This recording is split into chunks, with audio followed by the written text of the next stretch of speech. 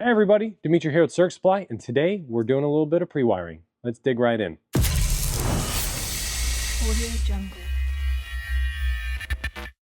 All right, so we're standing in front of the van. Excuse any background noise, we're in a busy shop today, so if you hear a couple buzzes here and there, we're pretending to be working on the backside, but really we're all just drinking tea. Now, we're doing a bit of the pre-wire today. There's 4 wires that this accounts for. I'm not doing the full pre-wire, the main reason being we've got a bit of a surprise for you in later videos. But the wires are running today. The 3 of the 4 are going to be the air conditioning wire, the max air fan wire, the dimmer wire for our ceiling kit, and the DC-DC charging wire. And I say wire because I'm not running a wire, I'm just making the holes. And the main point of this video is to show you guys where we run the wires, where we put the holes, how we do the holes. I'm gonna make a couple of them in the van. We'll show you kind of best practice there, and let's get started. Okay, before we get started, let's gather some tools here. Number 1, grab your drill. You can do Milwaukee, DeWalt. If you have Festool, you have no business building a van. Go pay somebody $1 million, just kidding. But also a 1-inch hole saw. Now you might ask, hey Dimitri, that is a hole saw for wood. You're entirely correct. It is. There are metal hole saws you can buy, but I don't like to use them because the access that we're gonna get into inside the van, I'll show you in a minute, it's really difficult, and you need to make both holes through one side, and the metal hole saws typically have a bit of a ring on the outside that keep you from going all the way through. So that's item number 1. Item number 2 is a combination of things for the hole that you've made. It's a deburring tool to get all the shavings off, and then it's your rust coating and a dauber, like a cotton dauber. You can use a rag. I like daubers. As far as rust coating, we use POR 15, but really any decent rust coating with a reputation will do just fine. Some protective things. Any hole we make has a grommet with an asterisk. There's one exception. Real quick on the grommets, you can use plastic or rubber. Just make sure it's something that's ready for the job. It isn't going to pop out. For the bigger holes where you don't necessarily have a grommet, or you'll see in our case we're drilling through a bit of a curved edge, so a grommet just won't work in there. Something like this. It's a plastic conduit for wire. This one is a slit loom. You can pick these up for pretty cheap on Amazon. And the last thing, not completely necessary, but it's policy for us to do this on all our builds, is this trim lock. This is called 16th inch trim lock. At least that's what you can look it up on Amazon. It's pretty cheap. You could get a big roll. And the idea behind this is any metal surfaces in the van on the inside where your wires are going to be resting on top of it, like so. That van's going to move, and that wire is going to move with it over time. And that vibration is going to get through the loom and through the insulation over time. And you don't want to burn down your beautiful new investment. So pick up some of these for a couple cents. You can protect all of your wiring in the long term. It's just a good investment. So now that you've gathered all these things, let's hop in the van and start making some holes. All right, we're in the van, and I want to show you the first kind of pinch point where we run wires. This wall right here makes it impossible to run your wires front to back.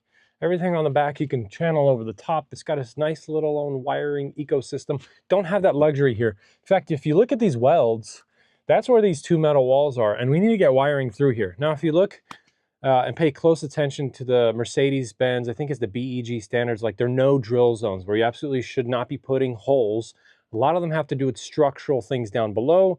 These are not mentioned, so they're technically safe to drill through, but do not do so very liberally. Be very conservative about how many holes you're putting through this and where you're putting them. So we may have jumped the gun with the insulation. You're obviously going to tear that right out on the top. I'm going to do it on the bottom as well. But in here, you'll notice there's areas where you can see the thin wall of metal, and then there's overlap areas where there's spot welds where they kind of join different sections of the car.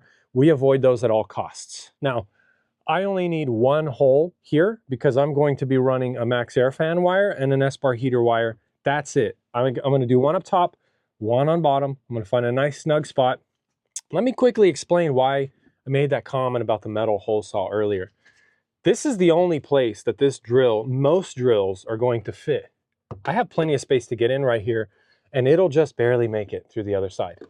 Good luck ever getting this hole straight. And if you get that angle slightly off and you get into the outer skin of your vehicle, trust me, you don't want to go there. So very conveniently, this cavity is big enough for most power drills on the top and the bottom. Both those compartments are the right size. So I'll try to get a close-up shot. We'll do a pilot hole. We'll start drilling through. If you have Havelock especially, take the insulation on both sides out. You don't want to risk wrapping it up and sucking it in. But yeah, let's go make some holes. All right, there's our hole. Sorry for blocking the shot. This is a really tough shot to get. The hole's done. Let's go look at the other side. So I left a little bit of space there on the back side. And actually, while we're here, let me show you those walls to avoid. Here they are. There's a double wall up there, one down there. So let me zoom out.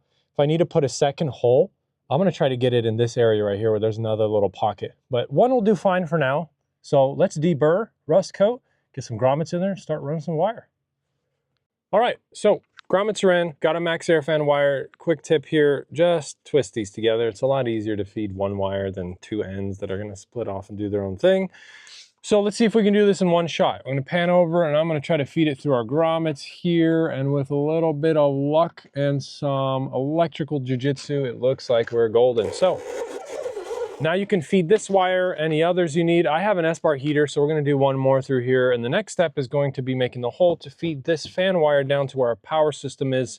Let's dig into that. Okay, moving on, we're going to do another grommet. We're actually got to do two. So one of them is going to be for the 48 volt AC. I'm not going to do that one yet. We're going to do the little grommet for our max air fan, S-bar, any other wiring. One thing to know, we have van speed capsules, and our trim rings don't go all the way to this metal. So there's going to be space here where we're going to route all our wiring through. And I'm going to put my grommets on this corner here. It's just going to be easier to work with. One quick tip though, if you're stuffing insulation into these, pull this insulation out, because this will get caught in your drill bit and it's going to make for a nasty surprise in the back end. There is a pretty big pocket right here. I don't know if you guys can see this area here. There's a large cavity, I will call it, that will more than feed the max air fan wire. I'm not going to risk putting the 48 volt AC through there because it's got an edge that's going to be really hard to get trim lock on. But for the max air fan, that's going to be plenty of space. So I'm going to do one hole this direction for our max air fan. I'm going to do a second hole going through these two layers for the air conditioner. So let's get a good shot and let's get started.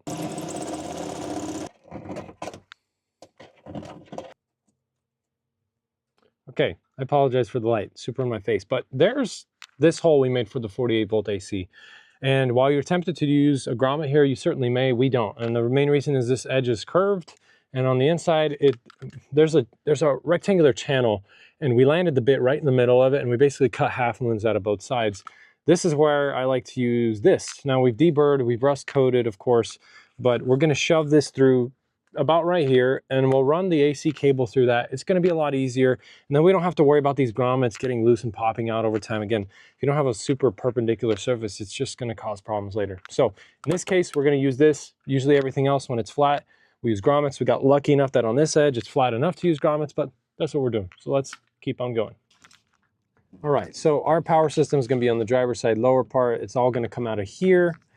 And I'm going to attempt to feed it up through this guy. You'll be lucky to get them both, but if you can just get one at a time, that'll be more than enough. If you've got any of that conduit laying around, even though this is a finished factory hole, it's nice to put that conduit through here just to protect the wire. Although that trim lock will work fine. It's just really hard to get trim lock in a perfect 360. So this wire is going to go up through this hole on the outside of our van speed capsule, up through the grommet we made, or the conduit we made, and then up to the AC. So I'm going to start pulling it through.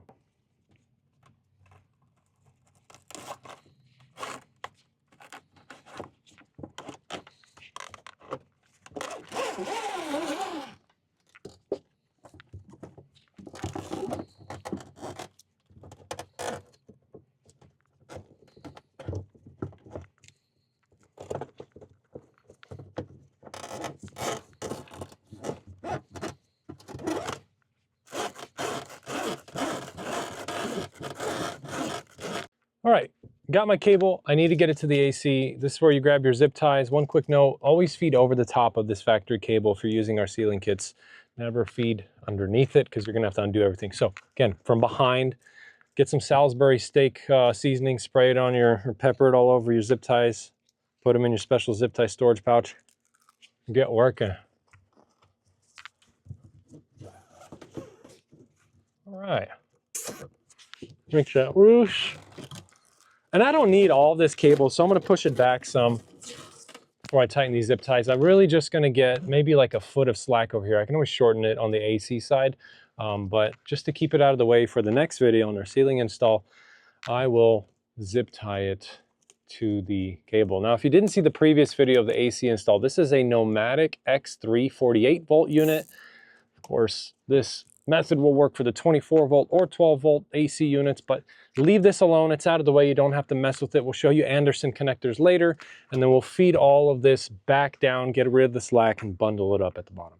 Told you guys I'd show the good, the bad, and the ugly. Our drill bit snapped on the tip of this. The hole saw is still fine. Hopefully that last clip caught it. Drill bit gave out. It is what it is. We're going to replace the drill bit, get back in there, and break another one.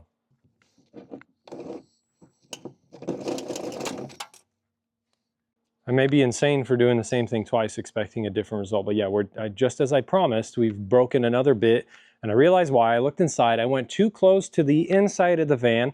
There's a bit of a slanted angle there, and the hole saw's catching it and pushing this way, and the drill bit's not designed to take force that direction. So we're going to rust coat that hole, or what's left of it. I'm going to move it a little higher and away from the slanted edge, and we'll try again on bit number 3.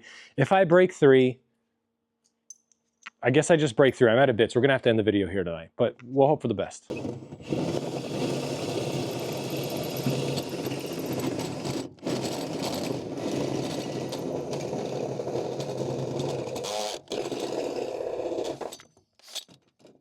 All right, so let's talk a little bit about the last wire I'm running. It's for the puck lights. We did the hole down there. By the way, it turned out fine. I'm only 3 drill bits in. Turns out if you put enough miles on a drill bit and you hit an angled edge, it doesn't really go well for you. But last wire for this video, it's for the puck lights. We're gonna have a ceiling install video that goes in intimate detail on why we do things and where we do them. But quick tip, in this van, we have puck lights on the whole ceiling.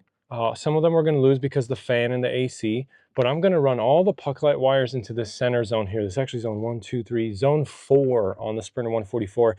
If you're watching and you have a Sprinter 170, you may not have this luxury. You may have to run a wire to the back and a wire to the front to get those puck light wires managed, for lack of a better word. But we are gonna channel through the same path. I'm gonna zip tie all these together, and our light ends, or our puck light ends for all the cabinets and all the ceilings, are gonna terminate here. We've decided that this spot between the capsule and the window opening is gonna be where all of our dimmers are gonna live, so I'm gonna send them here. But yeah, let's channel this thing through and then we'll wrap this thing up. I mentioned this stuff earlier. This is the trim lock. Now, while this wire is not actually going to be running over this, another one will later. I just want to show you quickly what this is for and what it does. The idea is that this will snag your gloves. I'm just kidding. It will basically pop right on to this metal anywhere that this wire is going to rub, so that when you have contact over time, this isn't rubbing itself raw on this metal, even though it is painted. All right, so let's back it up. I'm gonna run this last wire here. This is our max, well, not our max air fan, actually our puck light wire. We already did the fan. I'm gonna try to go out the same hole. This can get real crowded by the end of a build. So if you need to use one of the other ones, be my guest. How much wire should you leave on the back? 3 to 4 feet is ideal. You can always shorten the wire, but it's really hard to add it back. So try to leave a lot of slack on the bottom end, and we're just gonna run it along through here. Let's see if I can get lucky. Follow our max air fan channel. Go through this. Same pocket in the back. Look at that. And these gloves are shredded. And then go back over this wire. Again, the next video of our ceiling install will cover in great detail how we button up our ceiling wiring, but this is more than enough. We're gonna channel, just like I said earlier, all the wires, into this zone. I'll get some Wago snapped on there, and we're just about wrapped up. So I'm gonna clean this up a little more. I'll show you a quick once over of all the holes and things when we're done. We'll put the insulation back in, and alternator charging, solar, and shore power we will cover in a later video. But for now, this just about covers the ugly bits. It's a couple videos now where some of the unsightly things that could go wrong have gone wrong, which is really nice because you can kind of see worst case what might happen. But at the end of the day, it's not too bad. It's all a little scary, but all things you can pull off in the comfort of your own driveway. So let's get this buttoned up and we'll wrap it up for you. All right. Your gloves and your hopes are thrashed, but the wiring for the ceiling kit, or at least the pre-wiring for the ceiling, is all done. We're finished up at this step. I zip tied the wires away generally how they're going to look, and this is it. It's really not that difficult. Put the insulation back. We generally run the wires over the insulation anyway. I'm just glad I got to show you guys everything from the conduit to the grommets to the hole saw drilling and everything else. But that just about sums it up. We're ready for the ceiling install now. We're going to do that in the next video. If you guys have any comments, questions on the tools, any of the products we used, please leave the comments below in the comments section. We'd love to interact with you guys down there. If you have any suggestions on future videos, let me know. Otherwise, I'm grateful for you sticking around watching this video to the end.